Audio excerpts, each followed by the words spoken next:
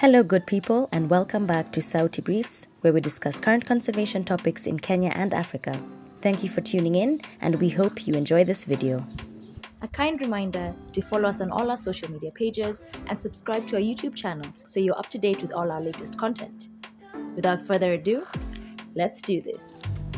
Wildlife crimes in Africa pose a severe menace, threatening the continent's biodiversity and the communities that rely on it. In Kenya, although there appears to be a decline in reported wildlife crime arrests and court cases since 2019, the underlying challenges of poaching, illegal trade, intentional killings resulting from human-wildlife conflict, and illegal logging remain significant. These issues persist, especially in conservation areas adjacent to communities lacking sufficient empowerment.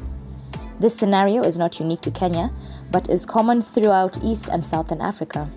As conservationists evaluate the effectiveness of ongoing measures, it is becoming increasingly apparent that the overlooked factor of inadequate community engagement plays a substantial role in fueling wildlife crimes across the continent. The value of flora and fauna is only truly recognized when people directly benefit from them.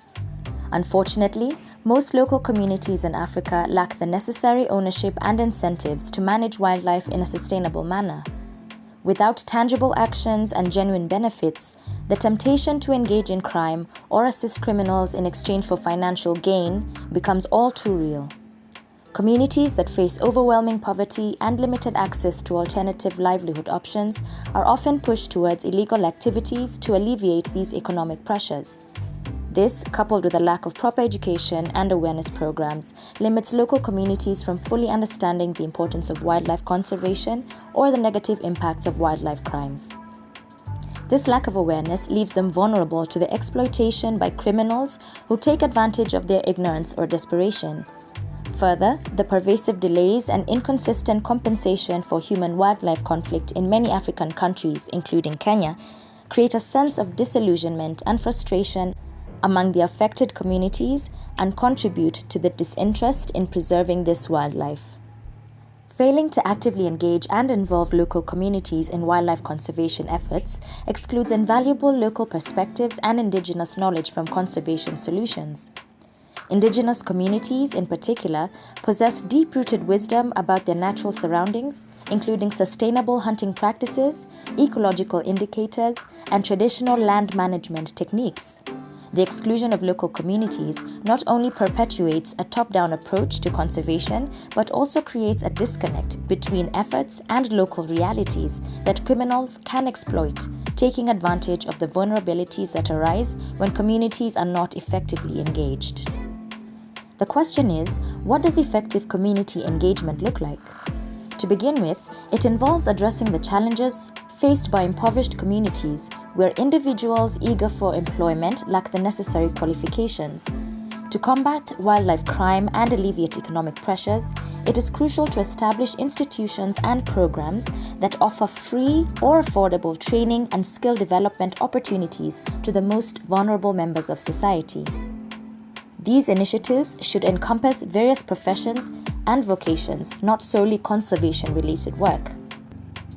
Inclusive approaches that incorporate local communities' insights and traditional knowledge into decision-making while granting them agency over natural resources are sustainable solutions.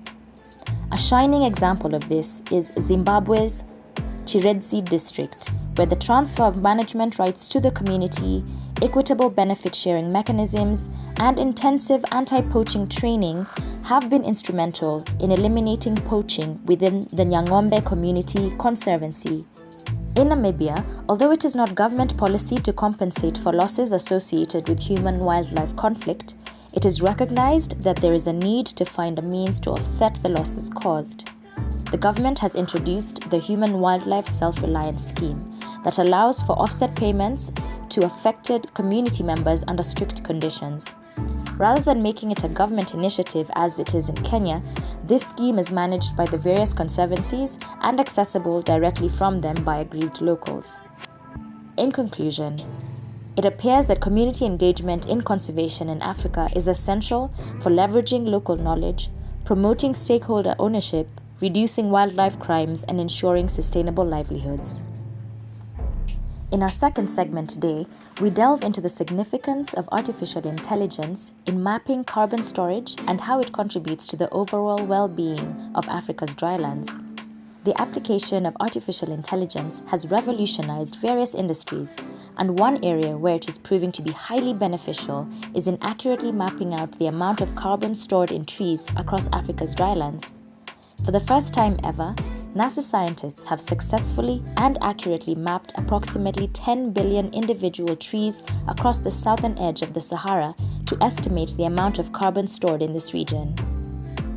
Using a combination of satellite data, AI algorithms, and ground-based measurements, the researchers were able to create high-resolution maps that provide valuable insights into the distribution and density of trees in this arid area with unprecedented precision. Until now, estimates of the carbon content in these dryland trees relied on lower resolution images or on estimates based on human data collection. These estimates came with a lot of uncertainty, which made it difficult to account for carbon stocks or to track reforestation programs. The study utilized AI techniques to analyze over 36,000 NASA satellite images and identify individual trees with high-level accuracy. This approach allowed the scientists to estimate the biomass and carbon content of each tree, which then contributed to the overall assessment of the carbon stored in the region, amounting to about 840 million metric tons of carbon. Carbon storage refers to the process by which carbon dioxide is absorbed from the atmosphere and stored in natural systems such as forests, grasslands, and wetlands. This plays a crucial role in mitigating climate change by reducing global warming. Understanding the amount of carbon stored in trees is essential for assessing the health of ecosystems and implementing effective carbon management strategies. This achievement contributes to global efforts to combat carbon emissions and climate change solutions, and emphasizes the importance of protecting and conserving forests and vegetation in our dry land regions. According to the researchers involved in the project, the accuracy of AI tools will allow landowners and farmers in Africa's drylands to participate in carbon credit programs. Carbon credits are tradable certificates that represent the reduction or removal of 1 metric ton of carbon dioxide from the atmosphere. They provide a financial incentive for sustainable land management practices and offer an additional income stream for landowners and farmers. Through AI-powered carbon mapping, landowners can confidently demonstrate their carbon storage capacity and generate carbon credits, which can then be sold on carbon markets. The income generated from selling carbon credits can be reinvested into agricultural practices, land conservation efforts, or diversified into other sustainable business ventures. NASA scientists have agreed that on a broader scale, countries have the opportunity to incorporate this data into their national carbon inventories. A recent analysis conducted in Rwanda, which followed a similar design, is proving beneficial as the country's leaders are now able to account for the carbon storage and tailor future economic plans around it. We now throw to you, our dear audience. What do you think of the strides being made by artificial intelligence in improving the accuracy of carbon mapping? And do you think it will aid in improving the overall environmental, socio-economic ecosystems of our drylands? Let us know in the comments below. Well guys, I hope you enjoyed today's episode. If you have any questions about the topics discussed today, feel free to engage with us in the comment section below, or you could simply send us a direct message at any of our social media platforms at Uvumbuzi Africa across the board. Asante sana, till next time.